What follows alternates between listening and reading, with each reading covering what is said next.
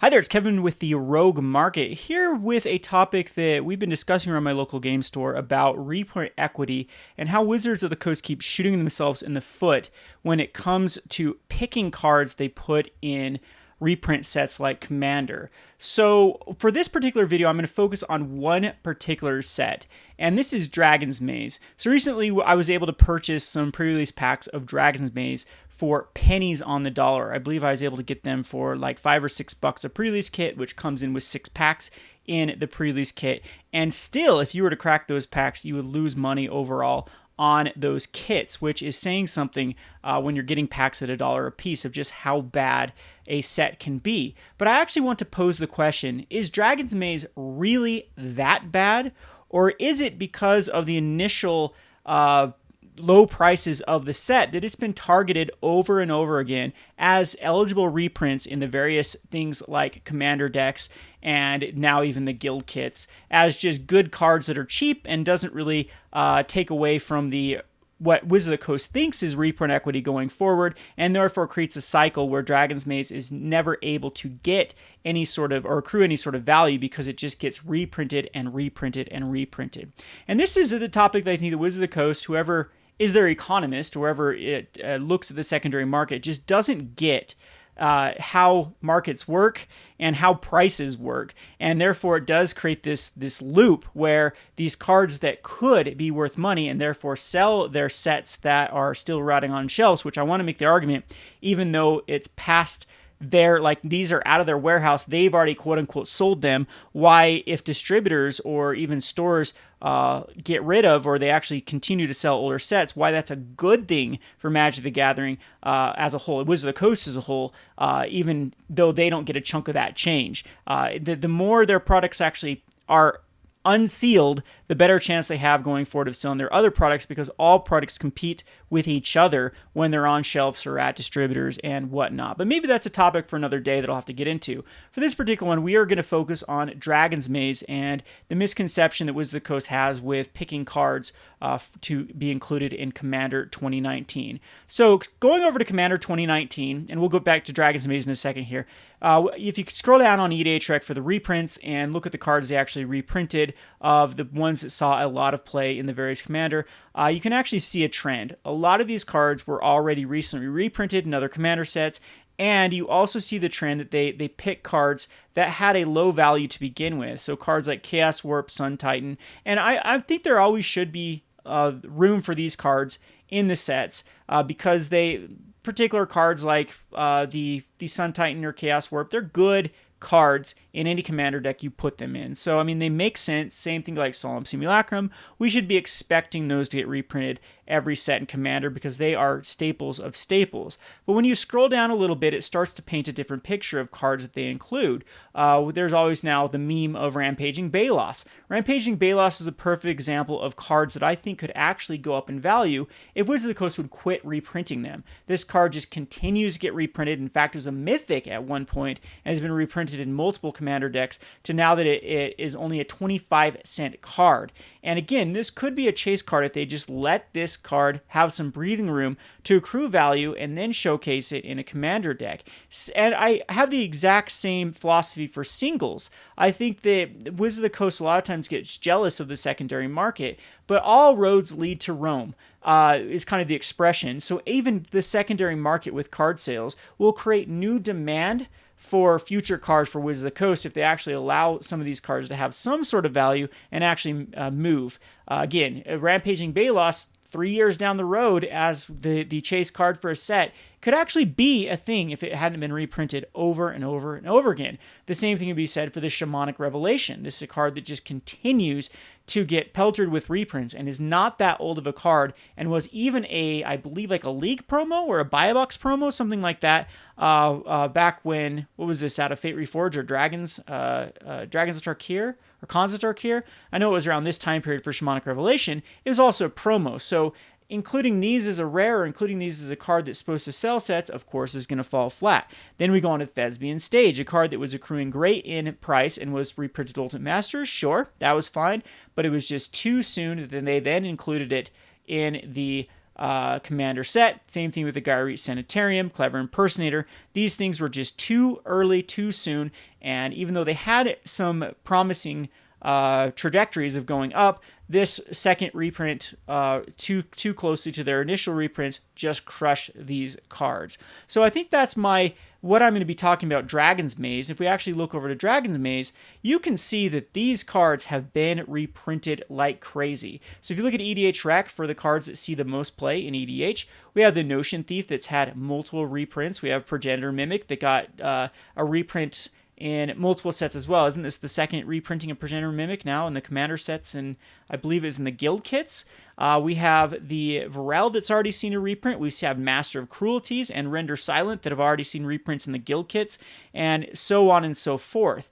And these cards, I think, could have had decent little trajectories to actually make Dragon's Maze have some sort of equity. If we go back over, Dragon's Maze is still the pitiful kid on the block. It has basically no value. The shocks are actually, which I believe you only average 1.5 per box, are the big draw to actually open Dragon's Maze, and shocks are about ready to get crushed with the mass reprints they're going to see in the Brawl decks. So, and I'm thinking that in Challenger decks as well, there's going to be a lot of shocks. We have the Japanese version of the Challenger decks that came out. I don't know if I saw any shocks in those. I haven't really looked over those lists yet, but I guarantee they're going to do the same when the Challenger decks come out. They're going to release a bunch of shocklands, and this is going to kill the price of Dragon's Maze and just shocklands in general going forward. So you're going to see this even crash even more in value. So you have a value without the shocks about $19.25 by Tishi Market. No other sets really even come close to this. Like Fallen Empires has more value in it. I believe, where's Homelands? Homelands has more value in it. Core Set 2019 has more value in it. And even Dominaria, which was just the most open set probably the most open set of all time. If you look at the prices of cards, I would assume it might even pass up like Khans Tarkir. Possibly not. Khans Tarkir, I think right now, I've heard actually Battle for Zendikar is the most open set of all time, but it wouldn't surprise me if it's Khans or one of these. So anyway, that's saying a lot for Dragon's Maze, one of probably the least open sets of all time, at least in this time period, of having just a terrible, terrible value. But again, is Dragon's Maze that bad, or has Wizards of the Coast just continued to be like, oh, here's a cheap inclusion we can put in this set that won't make the price of the Commander deck go above $100? Let's include a Master of Cruelties. Let's include Ral Zarek, which was now in the Commander sets. All of these, again, had decent little price trajectories. If you look at Master of Cruelties, you did see this card was reasonably going up. Had this nice little increase here, and it did flatline around here, but it was probably poised. You can start to see around this area where it's starting to go back up, but then it was included in the guild kits, and the price just came crumbling down. The same can be said for every card out of this set. They have all been reprinted. It's pretty sad when one of the most expensive cards in the set is Wear Tear, which is usually like a 1 of or a 2 of in sideboards in Modern, and does basically see play in every Boros space deck and Commander. So again, it's got going for it. But again, you look back at these cards, they're not terrible cards. These all would have been decent little cards that could have gone up in value. Cards like Savageborn Hydra have the Timmy effect. Like, Timmy's love this card. Notion Thief sees play in Vintage and Legacy from time to time, and even sees play in Modern from time to time, and is also a very, very popular card in Dimir for Commander. Same thing with Render Silent. Very, very popular card in Azorius Shells for Commander. Maze's End hasn't had a reprint yet, but it was the promo. So again, they took one of the cards, a Mythic, and made it into promo that everyone was able to acquire, where this is probably more like an uncommon in the scope of things of what these cards, how many of these cards exist. And yeah, you can just continue to go over these and just see how this set has been crushed with reprints more than anything. It still is a bad set. Don't let me fool you here. My whole point is I think that Wizards of the Coast should have left this set particularly alone and let it accrue some sort of value and let history kind of rewrite itself of this set being a better set than, it was initially released. And instead, I think they did the worst thing possible for this set and for this set to move, and also for this set ever having any sort of reprint value going forward, which was to continue to reprint the cards. Every one of these Mythics has been reprinted in reprint sets. So what should Wizards of the Coast be doing rather than reprinting these type of sets. First of all, I think they need to get less greedy. I think they have a misguided notion of reprint equity, where they capitalize it on it too. They don't capitalize it on it enough. So in the commander-based set, I think this set should have had particular cards like Food Chain or Ristic Study, at least one of these, or Cobble Coffers. That's a card that hasn't been reprinted in a while, to guarantee the sales of the set. They could also go things like Fetch Lands. I think Fetch Lands are pretty decent to reprint over and over and over again, because I think that you can hit a nice little price range of about $20 for Fetch Lands if you are even aggressive with reprinting these year after year after year. But Fetch Lands continue not to be reprinted, and I think they do themselves a disservice when they okay, let's really sell a standard set, and then the standard set crushes the price down to the $12 range because of how much it's opened, and then it also makes all their sets around that set not sell because everyone continues to buy that. I think that strategically placing them in a pre-constructed deck like Commanders here and there would be the smarter strategy, rather than going for these low-price mythics. They're like, oh, it's a mythic, people like this card, let's chuck it in.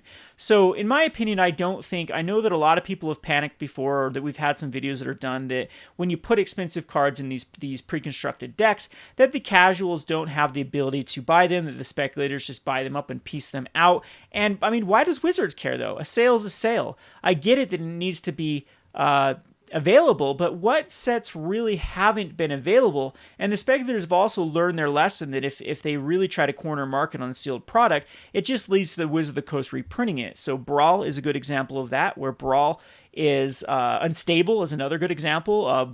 We also have the speculators tried to corner the market with Battle Bond when they thought they had the release numbers of Battle Bond, and it also got another wave. So I think that that's a losing strategy for a lot of people for going in these sealed products.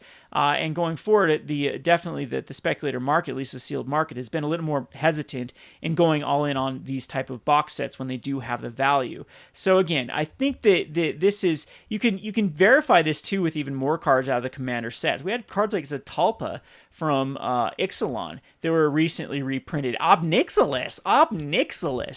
I mean, this sees okay amount of play. 8,000 decks are running Obnixilis. It's a great commander card. But is this the mythic that you want to reprint so soon when there are a bazillion other eligible reprints that absolutely do need to be reprinted?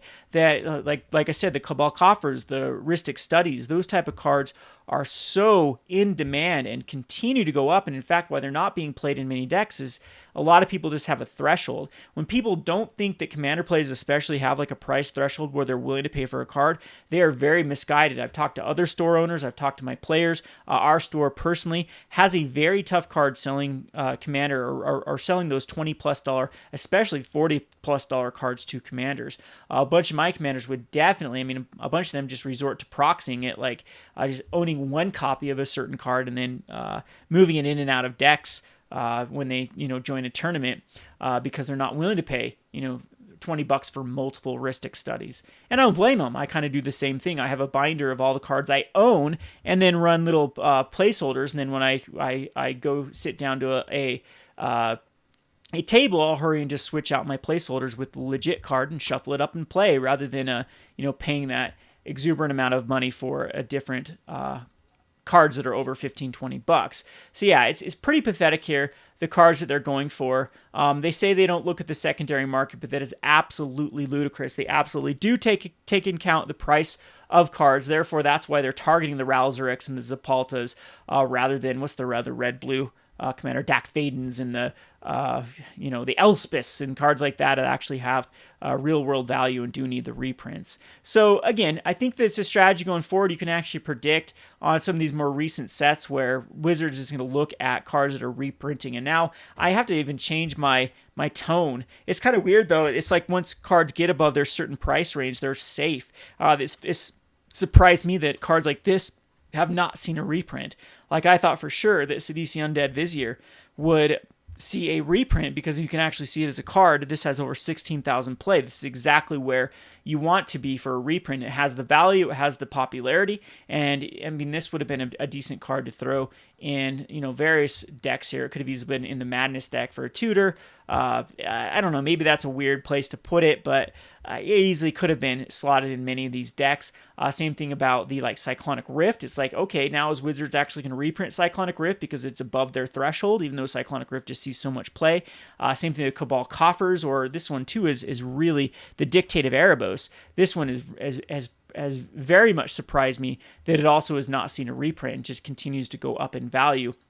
It's almost to the point where you can crack the theme decks from Khans of Tarkir that have a copy of Dictate of Erebos and actually break even just off of the price of Dictate of Erebos. And these cards continue to get ignored, not because they're good or not because they're not good in Commander. It's just because this price threshold is got above where Wizards is willing to put these in the cards, and they screw themselves, like I said at the very first, over in the future, because then they reprint cards like Ziltalpa and Ral Zarek that had the chance of becoming $10 cards if they would have left them alone for a few years. So again, you just have to get in the mentality. This is important when you are investing in Magic the Gathering cards, to just figure out the mentality of Wizards of the Coast, figure out their strategies, and misguided or not, you can get ahead of cards and make better predictions of cards that are going to be reprinted. I had a discussion last night with a fellow store owner about how to manage your singles, and that is one of the most important things in managing your singles is to avoid losses. Yes, everyone is so hyper focused on making profit, but what is just as important is getting ahead of reprints and making sure that your cards don't collapse in value.